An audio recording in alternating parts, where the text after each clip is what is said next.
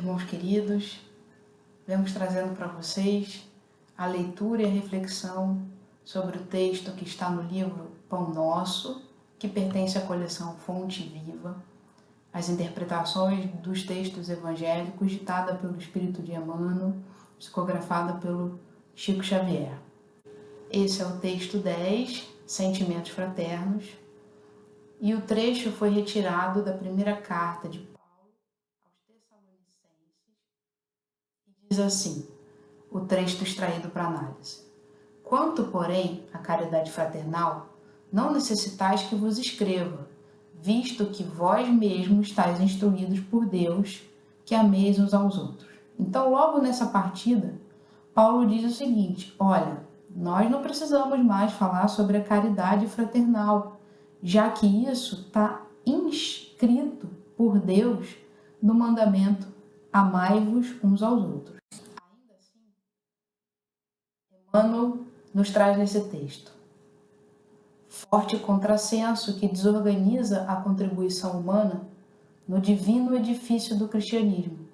É o impulso sectário que atormenta enormes fileiras de seus seguidores.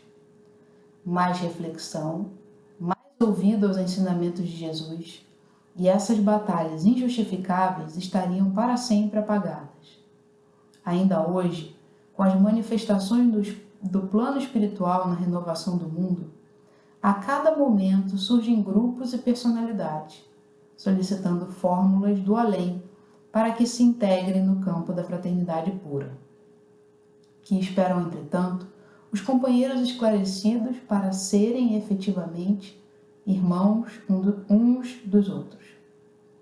Muita gente se esquece de que a solidariedade legítima escasseia nos ambientes onde é reduzido o espírito de serviço e onde sobra a preocupação de criticar. Instituições notáveis são conduzidas à perturbação e ao extermínio em vista da ausência do auxílio mútuo, no terreno da compreensão, do trabalho e da boa vontade. Falta assistência? Não. Toda obra honesta e generosa repercute nos planos mais altos, conquistando cooperadores abnegados. Quando se verifique a invasão da desarmonia nos institutos do bem, que os agentes humanos acusem a si mesmos pela defecção nos compromissos assumidos ou pela indiferença ao ato de servir, e que ninguém peça ao céu determinadas receitas de fraternidade, porque a fórmula sagrada e imutável permanece conosco no amai-vos uns aos outros. Acho que vale a pena a gente retomar alguns pontos dessa mensagem. O primeiro é Paulo alertando seus companheiros, dizendo que não é preciso que ele comente sobre a necessidade de caridade fraternal, à medida que um dos mandamentos do nosso amado Mestre Jesus foi amai-vos uns aos outros. E aí eu vou sublinhar alguns textos dessa passagem. No segundo parágrafo ele diz assim, olha, mais reflexão, mais ouvido aos ensinamentos de Jesus. E essas batalhas injustificáveis estariam para sempre apagadas.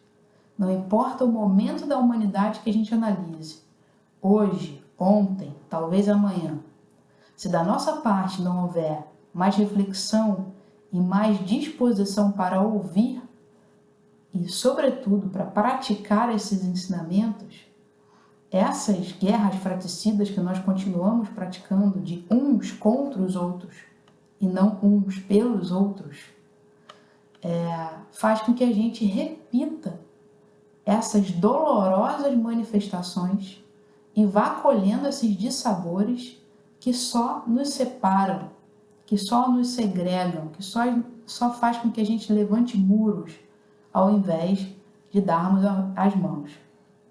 De novo, em outro parágrafo ele reforça que esperam, entretanto, os companheiros esclarecidos para serem efetivamente irmãos uns dos outros. Nós, que de alguma maneira já nos achamos mais esclarecidos sobre os ensinamentos de Jesus, que fazemos nós com essa informação que não colocamos o nosso exercício de somar nessa caridade fraternal.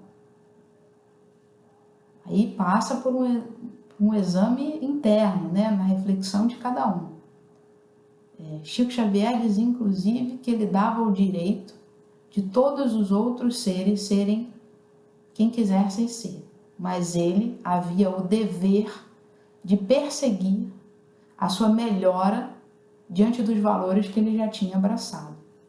Então é essa reflexão que vale aqui. Quem és tu, companheiro, que se diz cristão?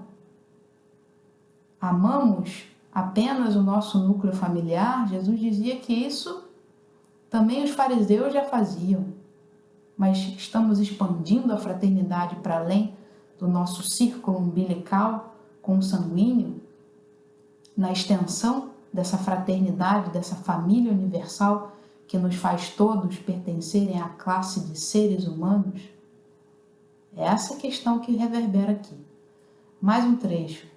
Muita gente se esquece de que a solidariedade legítima escasseia nos ambientes onde é reduzido o espírito de serviço e onde sobra a preocupação de criticar. Criticar é fácil, meus amigos.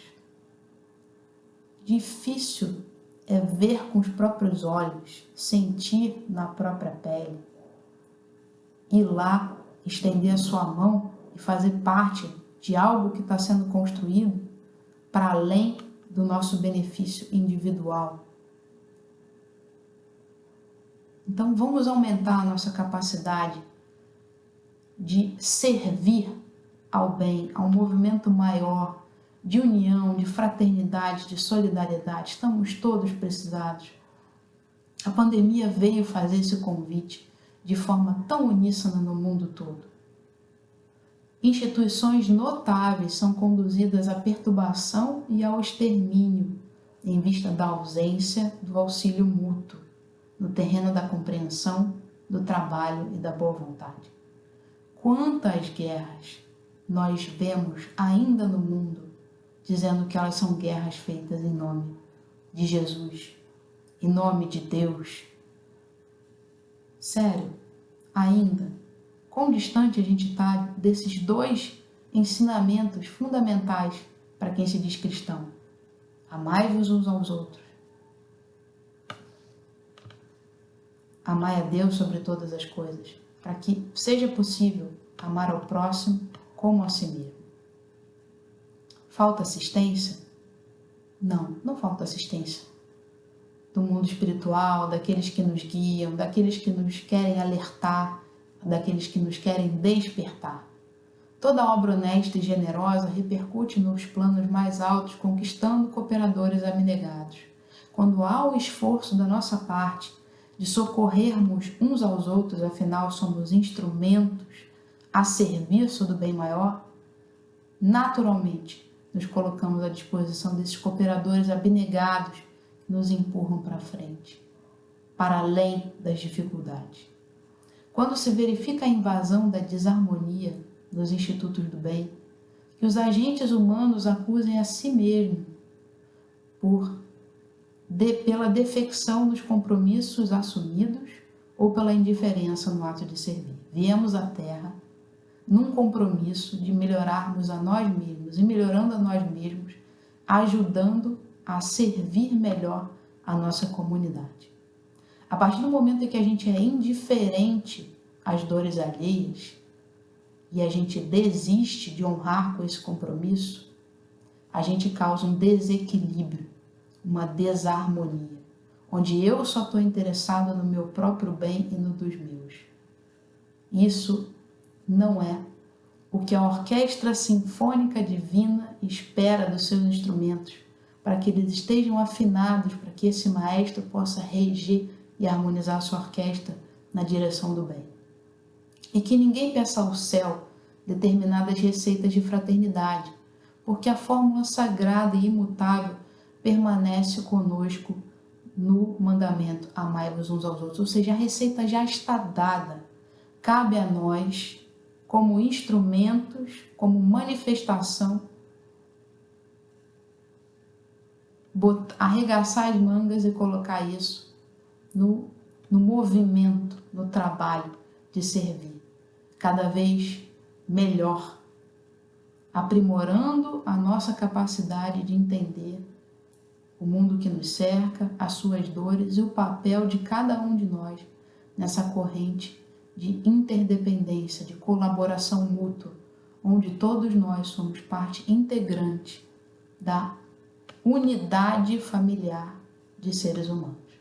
Foi para isso que viemos, foi para isso que estamos aqui e é para isso que necessitamos despertar.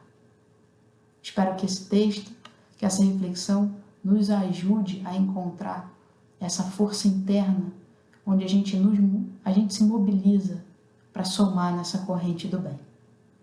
Fiquem em paz.